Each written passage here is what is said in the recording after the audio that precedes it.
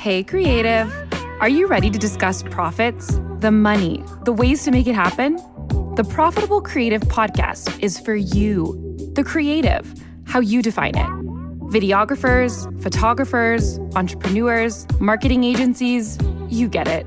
CEO of Core Group and author Christian Brim interviews industry experts, creative entrepreneurs, and professionals alike who strive to be creative and make money at the same time.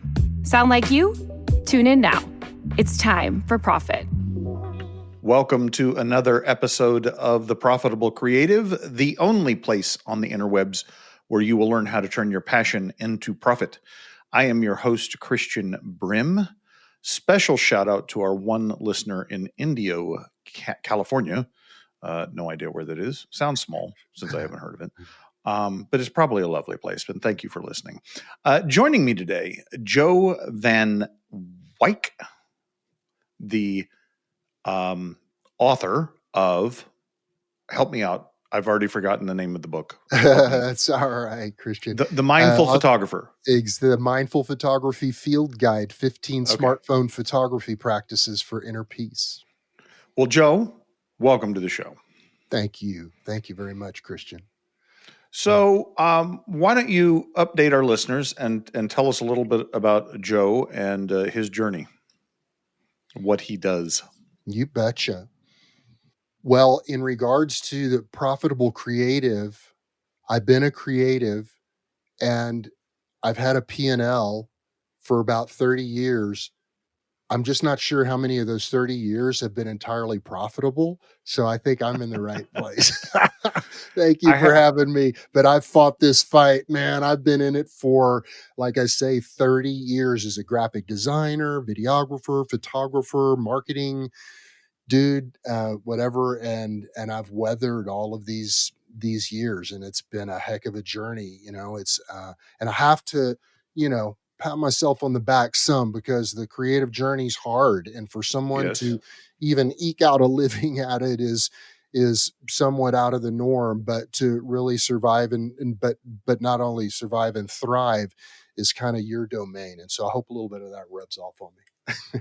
Well, you're already ahead of the game because you mentioned P&L. I was talking, he's not been on the show, but I was talking to a Hollywood actor, producer, screenwriter, and he admitted that when he first heard the term P&L, he didn't know if it was P and L or P in L. Oh, okay. And so he had to go Google and figure that out. So you're already ahead of the game. That's a real tell. Yeah. Yes. When you blow that one, you need to hire a Christian and the core group. Well, but the reality is,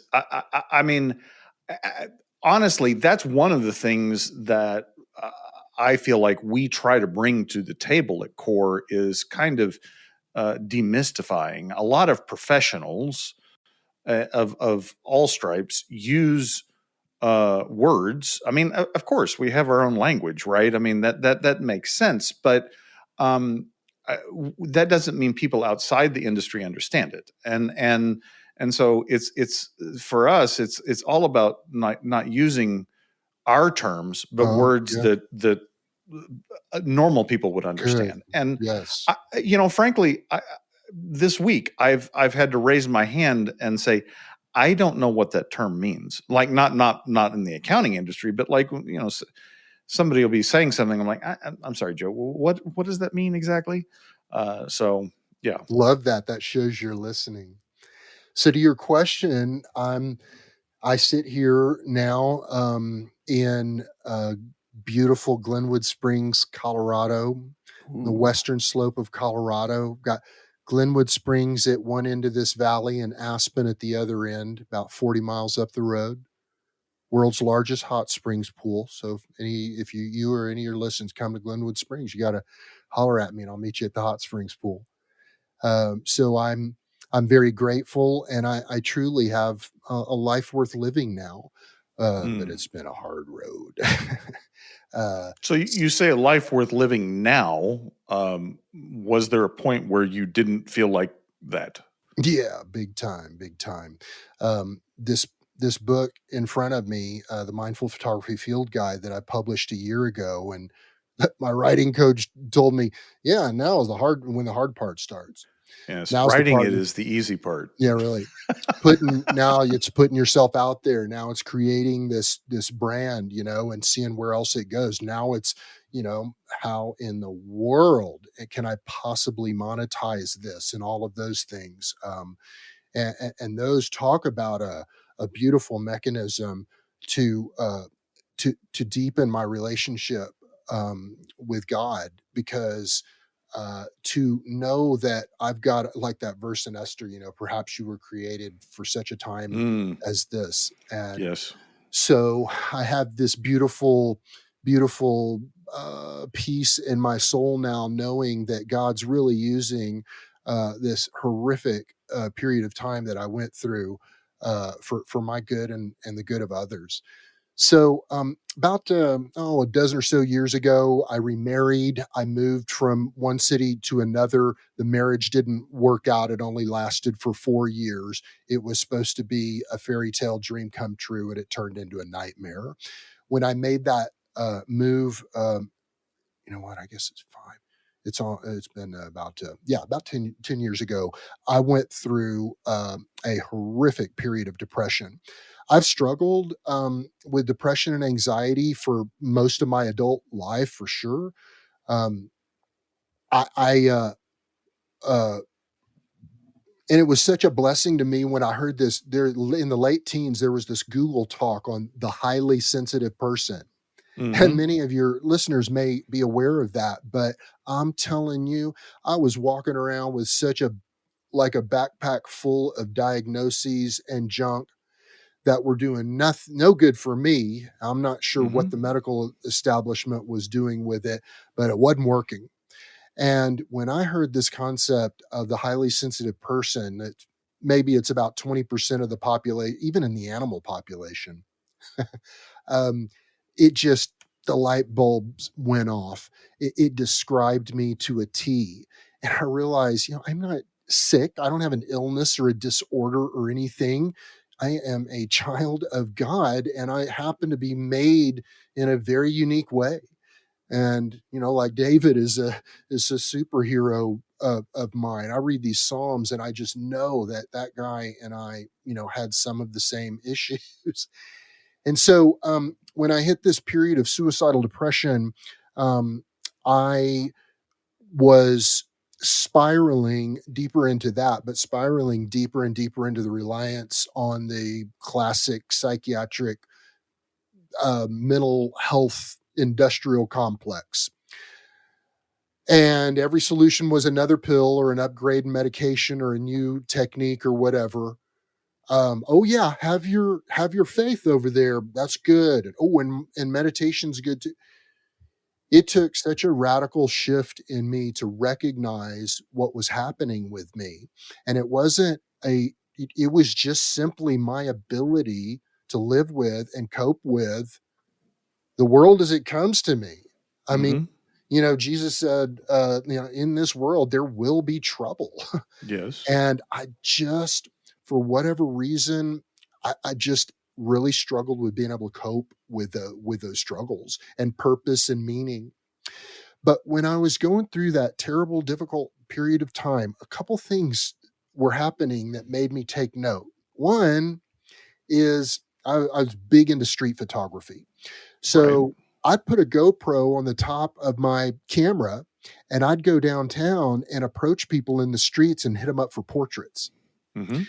And so I would chronicle that. I was building a little YouTube channel doing that. And I would notice, I could be so brutally depressed on the sofa, and I would get my butt out there and force myself into these situations. And when I would get back to the car afterwards, I was just in another plane of existence. I was just on fire.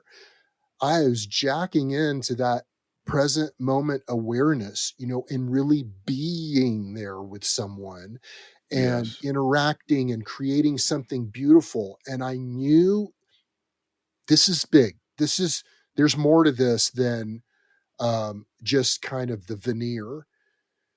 And then the second thing that happened is I found this church, funky. This is in Austin that I'm talking about. So typical Austin, this funky church in Austin full of these Christians who also meditated. Mm-hmm. And I started to really learn meditation, and they're big into the something called centering prayer from Father Thomas Keating.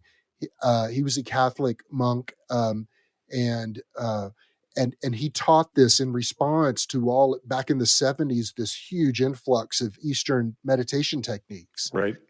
And I learned that, I mean, Jesus was a meditator. What do you think he was doing when he was going off by himself? He was being quiet and mindful, and he was able to experience God in that way. And so those two things combined really served as the kind of the foundation of the mindful photography field guide.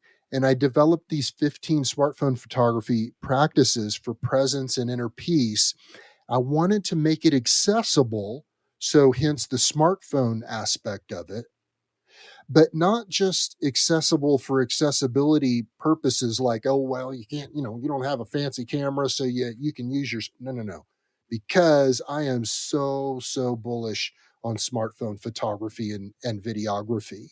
And that this is the thing that we always have in our pocket. Therefore, it's available when we want to intervene on negative thought spirals. And I can kind of tell you more about that process.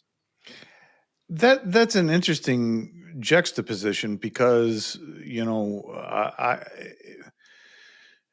the ease of use and the ubiquity of the smartphone almost like are counter to being mindful. Like I think about, I mean, you seem to be of an age that you can remember working with film, and like you had to be more discreet with what you did because it cost. Like it cost money to print, to take a picture with film and then process it and print it. And so you didn't just take pictures of anything, right? It was only those important things. And so it was you had a more mindful attitude towards what you were photographing, as opposed to now where it's just like, why did someone take a picture of this? Like what? Yeah. That reminds me of this Norm Macdonald bit that he does where he talks about back in the old days, you may have had one photo taken of you. You got Farmer who's coming in here and he's just standing, it's like, get on with it. I got to get back to slopping the hogs, Right. And there's this tintype old grandpa. And now, in 20 years, it's going to be, oh, grandpa, can I see your photo? Yeah, sure. Let me scroll through 30,000 photos. Exactly. Yeah. But it is interesting because, technology changes, and it certainly is changing at a more rapid pace, but the fundamental things don't change. Human nature doesn't change. And the things that go into great photography don't change. And I think the idea of I mean, I haven't read your book yet. I hope to, but I think that what you may be getting at is the most important thing about any creator, whether it's photography or a business owner, is the intent behind it, like the mindfulness behind it. Is that what you discuss? Absolutely, positively. So, yes, the smartphone, first of all, addressing that, the world's greatest distraction device. And I'm suggesting that we use that as a tool for mindfulness. What? Well, Right. so the first rule of mindful smartphone photography is really starting with mindfulness. So mindfulness is noticing. So for people who are struggling with depression and anxiety, and when you're starting to have a negative thought spiral, you're hooked. You're going into the ditch. The first thing in mindfulness is boom, notice. Whoa, Right. okay, I'm sliding. I'm going into the ditch here.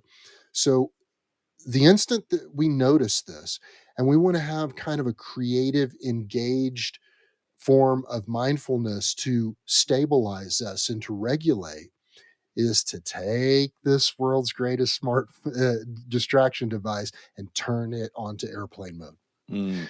So that does two things. One, it cuts us off from the outside world temporarily, but it's that intention that, okay, I mean business here. Okay, I don't want to let this hijack me for the rest of my day. I don't want to spiral any further. We can get so addicted to depression and anxiety in such a weird, sick way, for whatever the weirdo reasons are for that I have done, and learned helplessness or whatever. We can do that. But in this example, I'm saying, no, I'm going to intervene on this. So that's the first step, is to turn that into just a simple camera. And I would argue the coolest camera that's ever been made. I mean, I'm like a kid with smartphones, photography, and videography, the ability to switch to all the different lenses, to get into places and to take different angled photos that you never could have captured before, never having to worry about exposure and focus and all those things that are such a pain.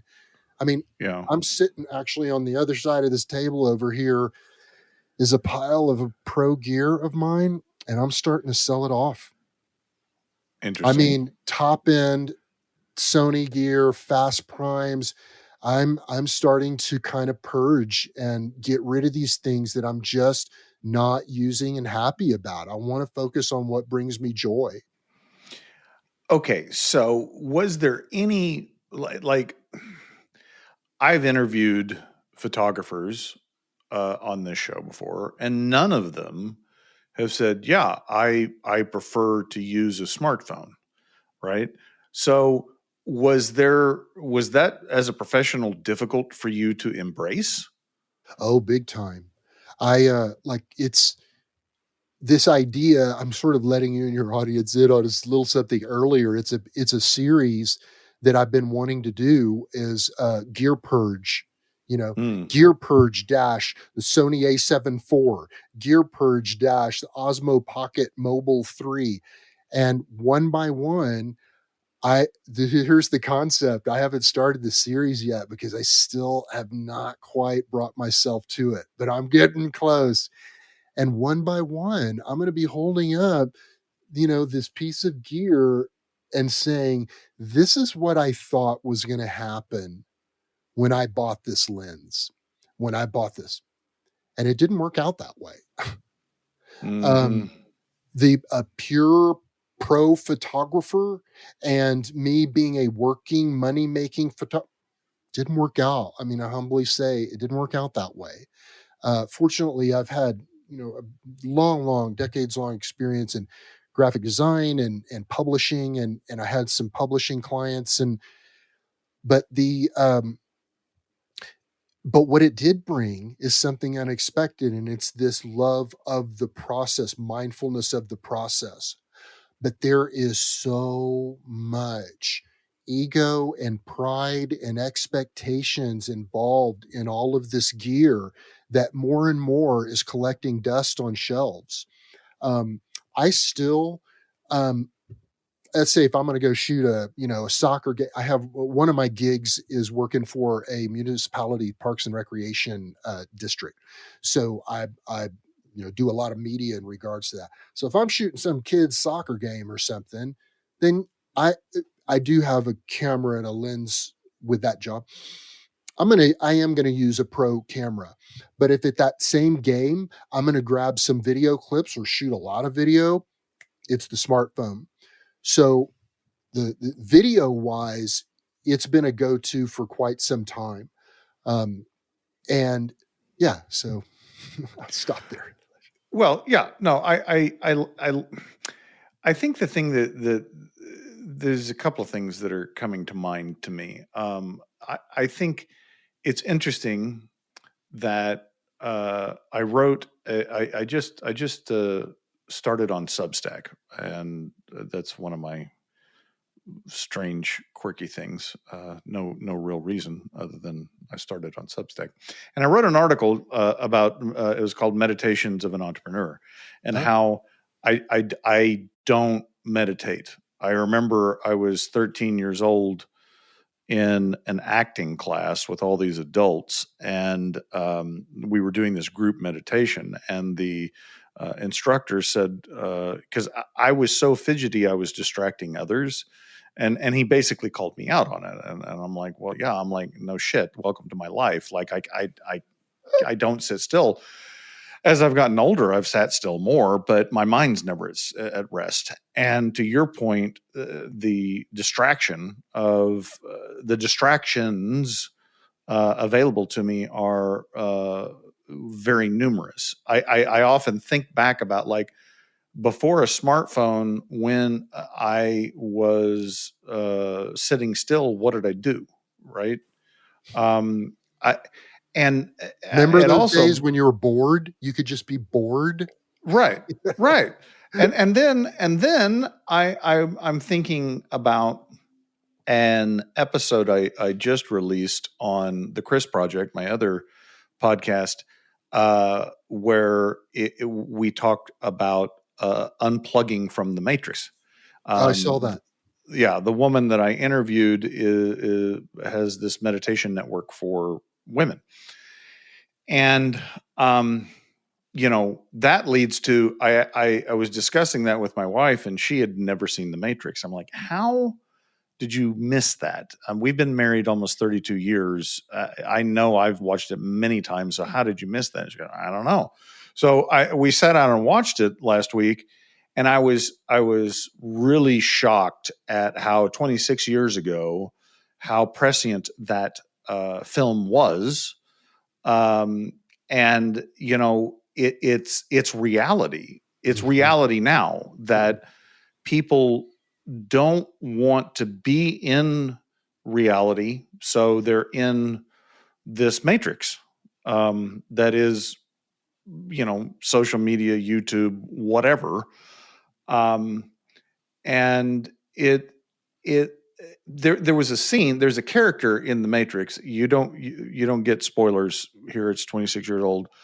Where one of the characters goes to the AI overlords and says, I want to be put back in. Like, reality sucks. I don't like it anymore. Mm-hmm. And he betrays all of his colleagues to get put back into the matrix. And I'm like, that resonated very deeply with me about, like, what our current situation is. There are a lot of people that are making that choice. Like, I don't want reality. I'd rather be in the matrix. And here I am, Mr. Mindful Photography guy, who's going deep into this. I mean, I'm very much charging forward with this mindset of this is the new reality. This is the new state of affairs.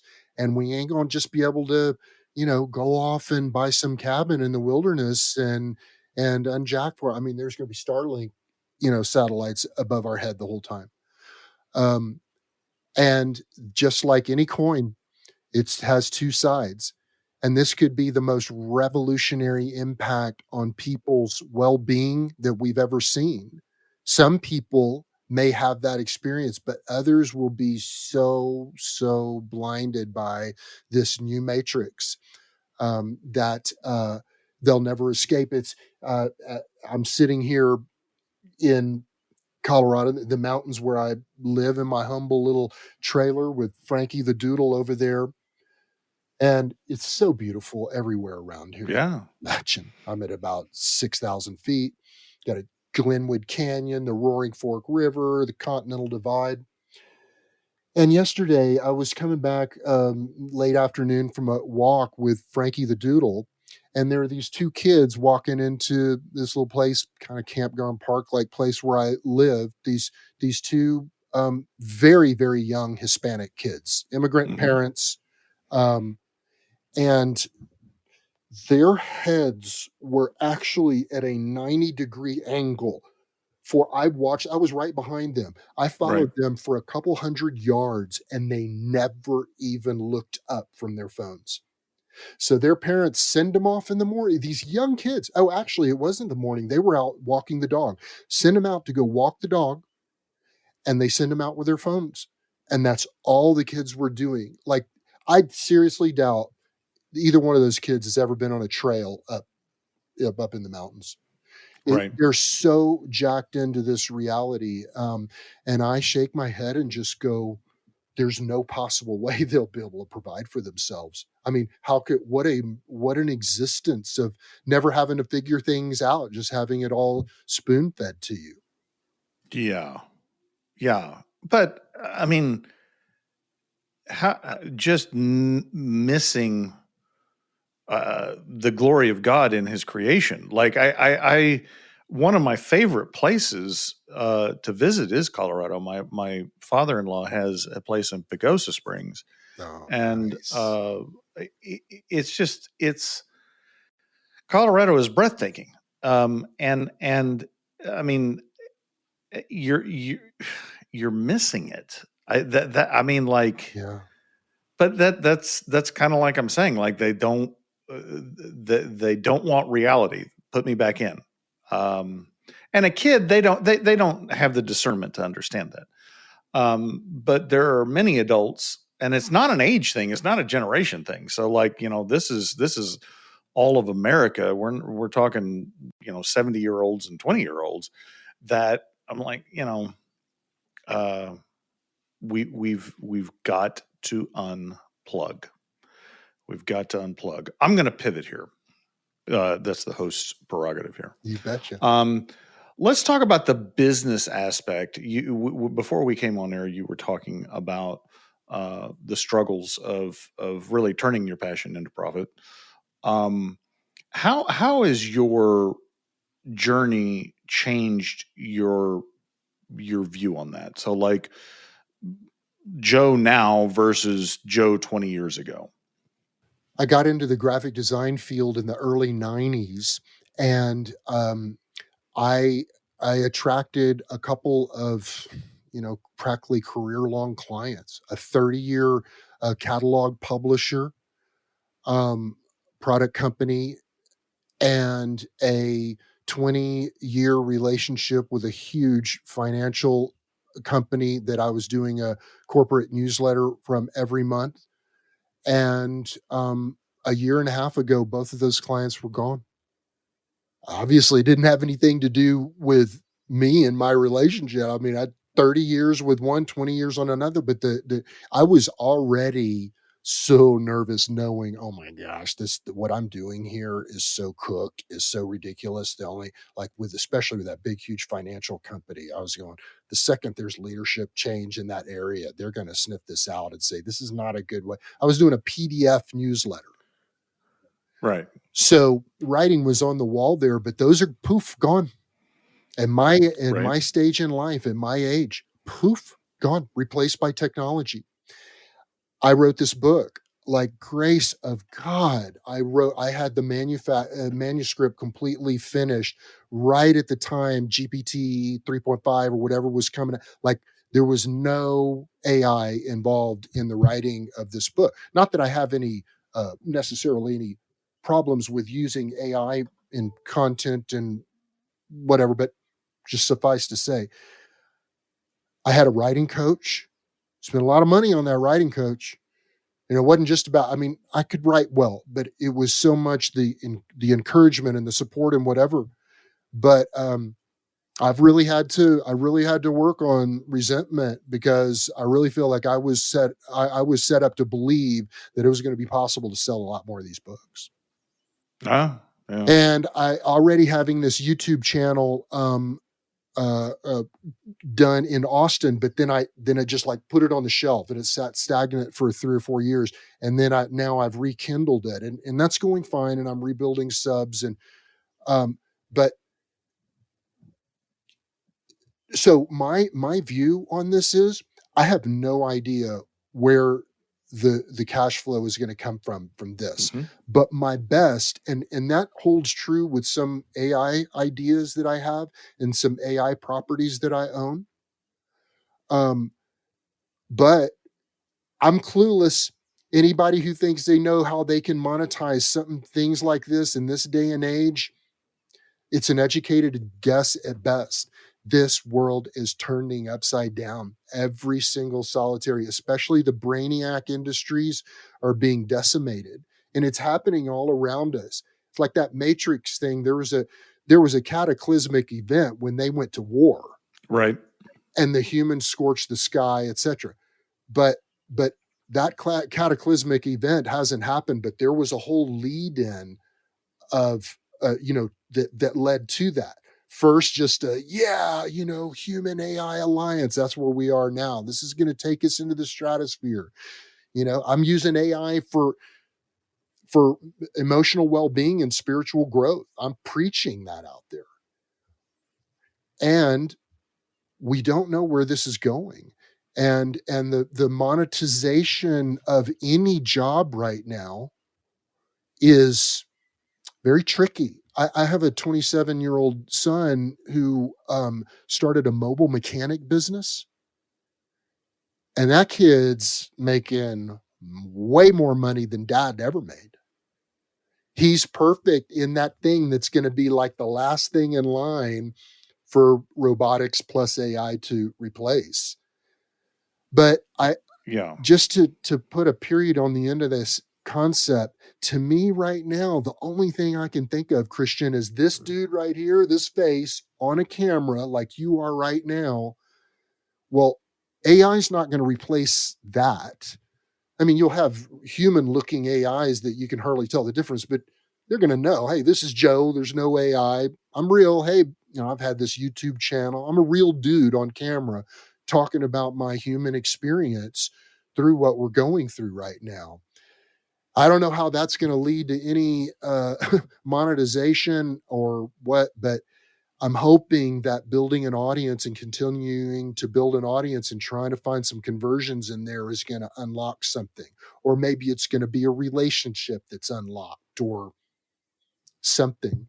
How's that for a shaky business plan? That's a great that's a great answer. No, I mean, because it speaks to the reality of where we are, right? And I think that no one knows the future of what AI is going to transform.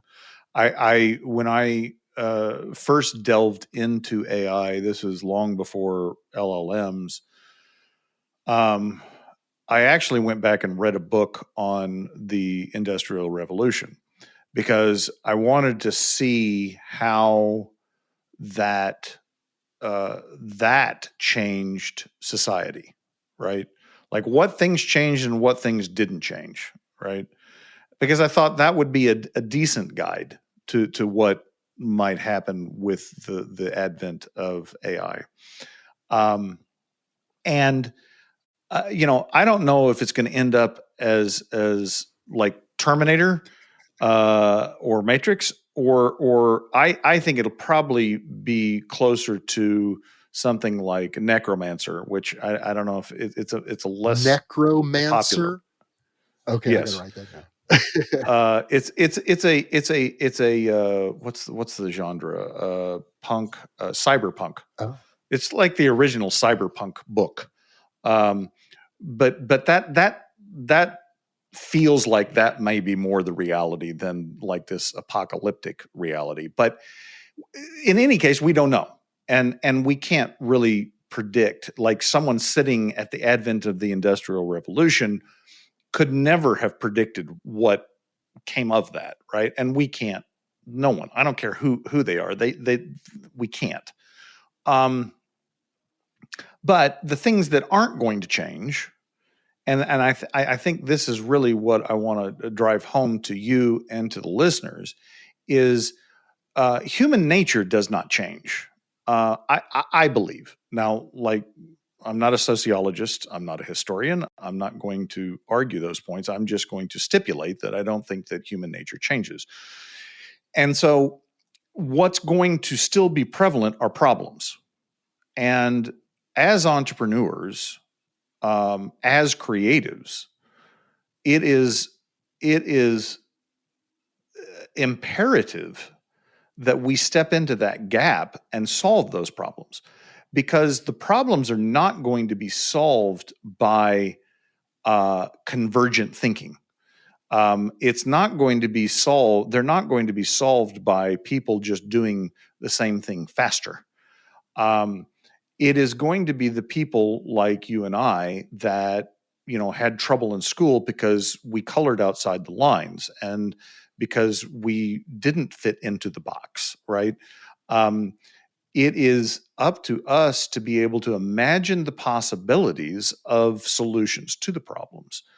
And the reality is that people will pay for the solutions of their problems.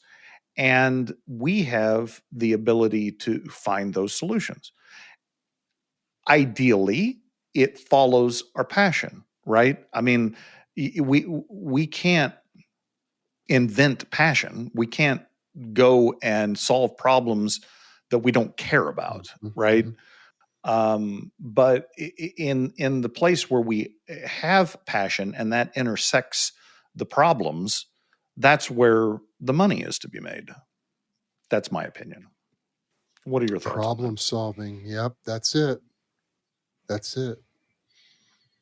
Solve Yeah, a problem. I mean, look at my son. Like, what a great example. exactly. Boy, when you got a job and you're on thin ice of that job and your beater out there ain't working, when you call Caleb's Car Care, San Antonio, Texas, um, maybe he's going to be solving your problem. And there's not going to Right. be anything ethereal to it. It's going to be, you bet I'll pay you, what you charge for that. So I like that. And and you're in that situation. And Well, it's interesting you say that, because I think professionals, and I'd put you and I in the same boat, okay, in the sense that technology is impacting both of us. So the protected businesses are the ones that have a physical requirement, like your son's. Like you cannot, maybe eventually robotics gets there, but there's no way to digitally undo his business. He has a moat around that business, And right? it's So going to be several years where robots are cheap enough and effective enough, but I bet you it's not more than that. I mean, I bet you in a few years, 3-4 years, maybe he'll be in command of several robots that are doing several jobs simultaneously, fully potentially, self-driving. yeah. Yeah. I don't know when the last time you worked on a car, though. I Oh, don't see how that. it is messy. I don't see how that happens. It requires the most intense form of dexterity, and it is very Yeah, messy. Yep. it might be able to pull a drain plug from an oil pan, but I Yeah, don't. In any I'm with case, you. what I'm going back to is you and I. We're sitting here where technology appears to be infringing on what we do. Um, when that is partially true, but what AI can't replicate is, I'll tie this back into your book. It can't replicate the intent. And in our industry, yes, technology has changed radically to make our industry more susceptible, right? There are things about accounting and finance that can be automated with AI. But what AI cannot do is replace context and judgment. And the reality is that you are not going to, I'll use a healthcare example. I actually had a guest push back on this with me, but I don't know. If you had if WebMD, you could upload all of your diagnostic, all of your medical records, your images, etc., and say, okay, give me a diagnosis. And I said, oh, well, more likely than not, you have cancer. Are you going to take that and the protocol that it spits out, and it says this is the treatment protocol. Are you going to take that without engaging with a human? I say no. Like I don't envision. I say soon. That's what they said. This is what happened to me last week and caused me to make that video. I went there deeper than I've ever gone there on camera about this experience of me going to my little clinic here. And that whole experience from the day before, me having to fill out this electronic survey that got into gender stuff and all of this deeply personal stuff. And then I get there and I can't even afford a full physical. Things have been lean. It's been tough. I can't even afford a full physical right now. But there's a waiting room full of people who are here illegally, taking out of a system I paid into my whole life. I have compassion. I want to love my brothers and sisters, but that is not fair. That is not right. And then that experience with that PA who saw me and his recommendations, this guy does not have my interest in mind. He is part of a system, whether he likes it or not, that's government, politicians, NGOs / nonprofits, the medical industry, the pharmaceutical industry, and these politicians. And they're going to force you down this funnel that may not be in my best interest. So to me, you mean, well, AI is not going to replace, my one-on-one contact with people? You don't want that. Yes, any day I'll avoid that experience.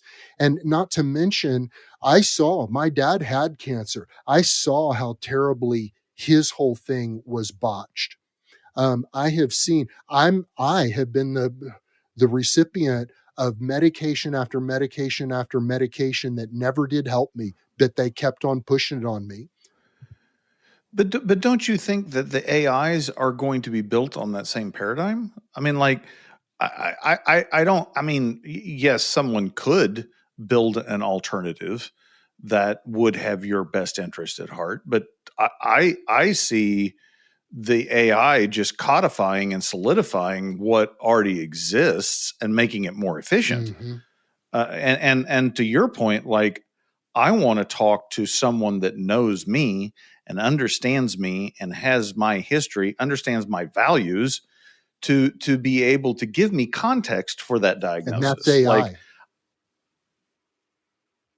I feel that so much more with AI than I do to that guy who has like 1,000,001 competing things going on in his head, including the fight he got into with his wife before walking out the door or whatever, versus AI that knows so deeply my history. But okay, so you're talking about using AI in a different context. Okay. So not as the diagnosis machine, but using AI to help you with the AI's diagnosis. Yeah, in a sense, but what a great tool that is. Like, if I were, well, actually, I could use old Frankie the Doodle as a better example. Like me, I took him to the vet this week. I was cringing on that, knew it was going to be an expensive visit. And when I mentioned in this vet she was probably like a 30-year-old female. And when I talked to her about, I haven't had a chance to get his records and kind of run it through AI and try to sort through, I could see this kind of like like on her face, like this snicker. And it made me like so concerned that this 30-year-old vet is not, you mean to tell me they're not using AI to try to diagnose what's wrong with him? He has some kind of stomach issues. Poodle's kind of, some stomach. And there's plenty of evidence. There are a lot of doctors. Are they taking this and running it through that filter?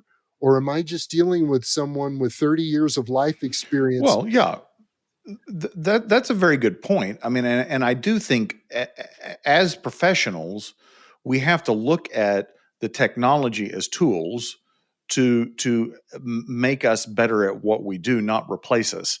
And I think most people are coming from this. So like going back to your graphic design example, right? Like it puts you out of a job in a very real sense, but it didn't take. I mean, like, could you, for those two companies that you had a long-term relationship with, could you look at their situation and find a problem that you could solve that AI couldn't? Most likely. Sure.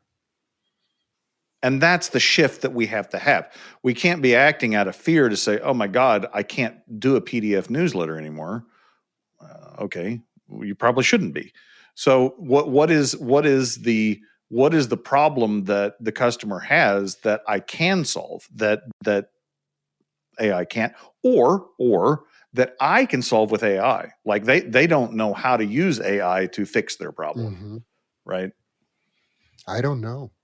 that presentation that I it might saw be a couple weeks ago, the coolest thing that guy did up there, who was just mind blowing, the stuff he was pointing out, it was very hands on, but there were about 3 different times at least during the presentation where he's going, I have no idea, I don't know, I can't tell you, I don't know. Yeah.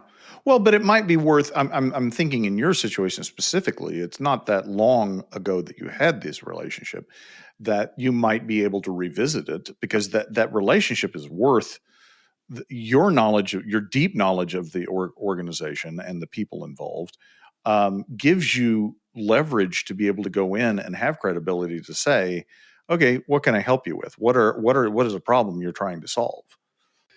Yeah, that's tough. I would be open to any ideas for that. I realize that I can't remember if it was on or off air that I've got this meeting in the middle of the next week of a little kind of an AI consulting thing with this talent Right. agency, and I'm I'm thinking to myself, well, who am I to tell them? But oh, actually, I may be able to help them. And the I think that my angle would be on that, rather than being like the hired gun that comes in and connects all their processes together, that I show them this human centric form of AI harnessing that I've used Yes. to help harness ideas and turn them into actionable items, for people to work through problems at work, for people to really utilize advanced voice mode like I'm describing,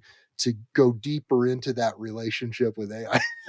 Can you Yeah. believe what I'm purporting? I mean, here I am. Let's go Matrix. Well, no, but you're using the technology for good, right? Yes, And thank and you. that's yes, and I guarantee you, whoever you encounter, whoever you talk to in business has problems. Like, and you very well may not be able to help them with that problem, but if you start with the conversation from a servant's heart of asking, how can I help you? Like, what is it that Yeah. you're struggling with? And I think you're going to be surprised. I How do really do. you discern, okay, what's the real problem? Oh, that's the Mm, problem, on the, grass layer, and here's the problem on the soil level, and here's the real mantle, the core. How do you dig down deep enough to really find, oh, well, the problem over here is you've got a CEO that nobody respects and he needs to step down. I mean, I don't right. even know how to approach that. Well, I mean, you're correct in that 99% of the time, when you ask someone what the problem is, you're getting a symptom. You're not getting Hmm. at the Hmm. problem. And I go back to Toyota and their methodology of asking why 5 times, Oh, and keep digging, because you eventually will get to the root cause. And uh, I would say the larger, well, I don't even say the larger the organization. I'd say the majority of the time, the problem is centered around a person, and or their behavior. I mean, that's the reality. I mean, that the reality is that the majority of problems are people problems. so when it comes to somebody who's involved in the on the financial end and the numbers end of this, um, and they come to you for, hey, can you just crunch those numbers again and tell me what I want to hear? And you're going, the numbers are a symptom of a deeper thing. There's a Exactly. person problem here. Like, how do Exactly. you The bring problem, that in? people come to us all the time like, well, I'm not making enough money. Okay. That's not that's a symptom. The problem is, business is actually pretty simple. We complicate it. Most of the business problems are you don't have a clear idea of the solution and the problem. You don't have a clear idea of what problem you're solving for your customer or client and what value that brings, your solution brings to the table. And the clearer you get on that, the easier business gets. But people want to make it more complicated, and they don't want to realize that the reality is that you don't have clarity. Because when to your son's example, when you put something out to the market that they need, you can't control the growth. That becomes a different set of Yeah, problems. he's But dealing with that big time. that's not where most businesses Yeah, live, true. right? And so it's really getting real clarity on what the problem is, because if you find a problem that you can solve that has value, you're not going to have a problem in business. That's, well, you're going to have a different set of Yeah, problems. sure. I understand that. Are there any examples of people who have come to you that are, let's just say the videography and photography fields? Okay. I live in one of the most expensive stretches of real estate on the planet, the Roaring Fork Valley. And so there are, of course, photographers that are making a living, let's just say let's just say weddings. Okay. There have been, I caution to use that, but maybe you could take the example of weddings, or maybe you could take somebody who creates content for local businesses and whatever, video photography. I would argue that those industries are being decimated. Okay, there's no doubt that today and 5 years from today, there are going to be guys out there killing it doing wedding photography. But that doesn't show the whole picture.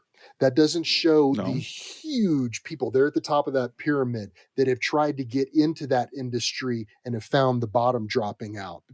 Partly because these things take such amazing, amazing photographs.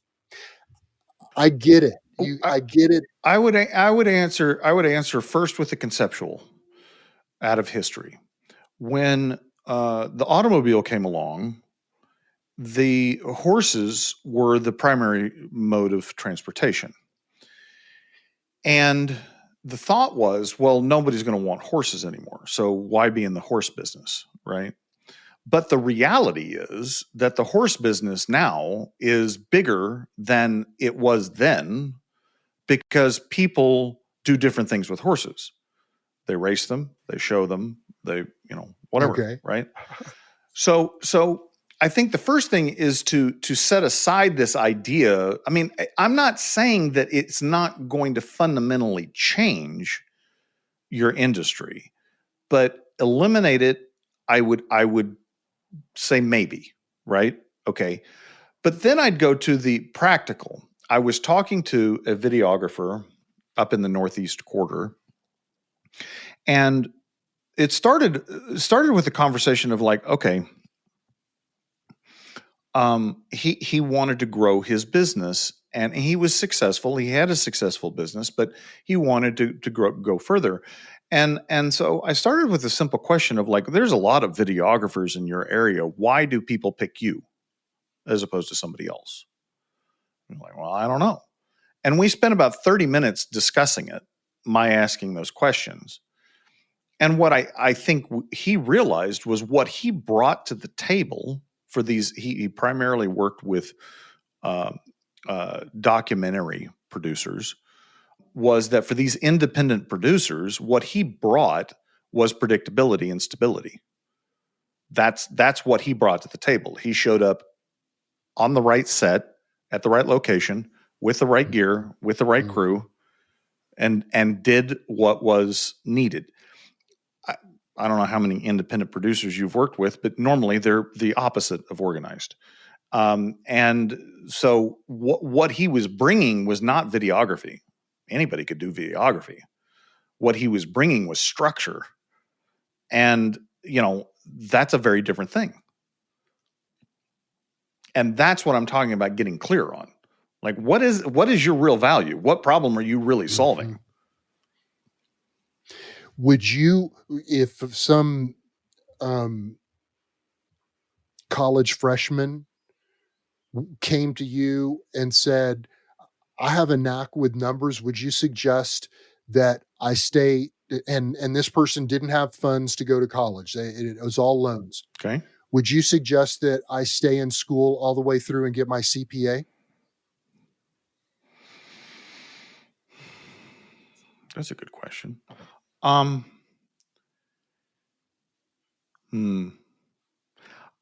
It would depend on what they wanted. If they wanted a career with an institution, I would say yes, the CPA license is still worth it. If they wanted, however, to go into the business of accounting, like, no, I wouldn't waste your time. That's truth. Same with the law, somebody considering going to law school? Law is a little different because you have to have a license to practice it. Most of what accountants do doesn't require a I license see. in You most got to have that states. CPA to put the final stamp on it, but Exactly, but that's not that. And if you think about it in terms of law, like um, if you just had to have a law degree to go to a courtroom, then that would be one thing, because lawyers rarely go to the courtroom. Most of what they do is behind the sure. scenes, and that's what I'm saying with accounting. Most of the behind the scenes stuff doesn't require a license, but in law it does. Well, I love what you touched on earlier about something along the lines of, but AI ain't gonna do this, and that this Yeah, is it'll try to, and it'll more than happily do it if I let it, but AI should not be determining my hopes, desires, will. If it no, transforms into something that's starting to determine that for me, that's when we're getting into slippery territory. So yes, so I mean, this whole thing, when you get to this age, you kind of think, oh, okay, so this has been a lifelong process of continually uh, adjusting my own will and deferring to God's greater will for me. And what does God want to do? Like when I was doing the professional photography thing and spending all that money in there and doing some great work and doing some, paid work in a variety of which, but um, it didn't it wasn't what I had originally intended, but God has used that for me to reach other guys who are struggling.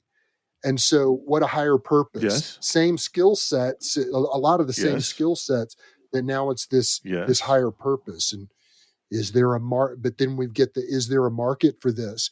And I think that guys in particular, I think that we're really facing a tsunami of men without purpose who are really struggling, who have taken, guys that have spent the thousands and thousands and thousands of hours like you mastering a trade that they're just grasping. Like someone like you asked, what is the value you bring to the table? And they've gone, man, I brainstormed this for so many hours. I got nothing left to tell you.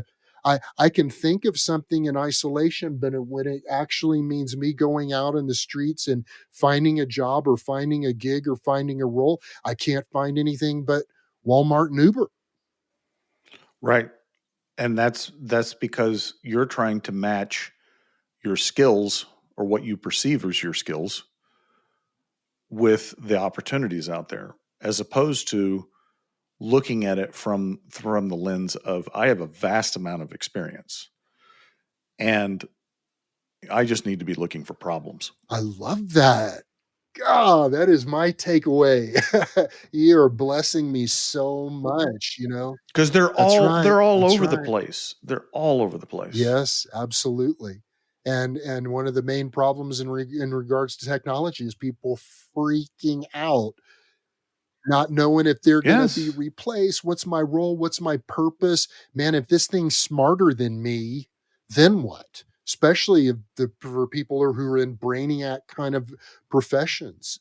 My gosh, I could pull up, you know, really detailed analytics on the screen, take a photo of it with my iPhone, drop it into Chat GPT and get this deep analysis in it, much less doing that screenshot across a half a dozen different platforms and it making sense of that.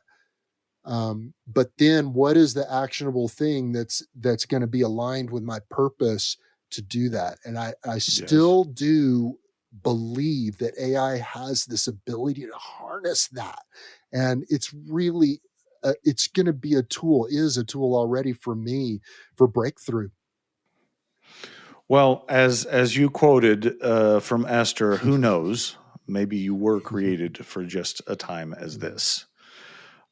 Joe, I could feel like we could talk for hours. Unfortunately, I'm out of time.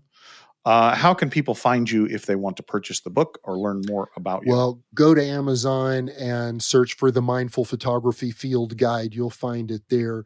Um, and then my website is joevanwyk.com. Right there on that front page, I guess you call it a lead magnet, but it isn't, you don't have not a lot of clicks. You plug in, click a button, and you'll immediately be taken into a mindful photography course. And so I'd encourage people to do that. But also, my main content platform is YouTube. So if you search for Joe Van Wyk, JoeVanWyk on YouTube, you'll find me. I'd love for you to subscribe to my channel and comment on some videos. Perfect. Listeners will have those links in the show notes. If you like what you've heard, please rate the podcast, share the podcast, subscribe to the podcast. If you don't like what you've heard, shoot us a message and tell us what you like, and we'll get rid of Joe. Until then, ta-ta for now.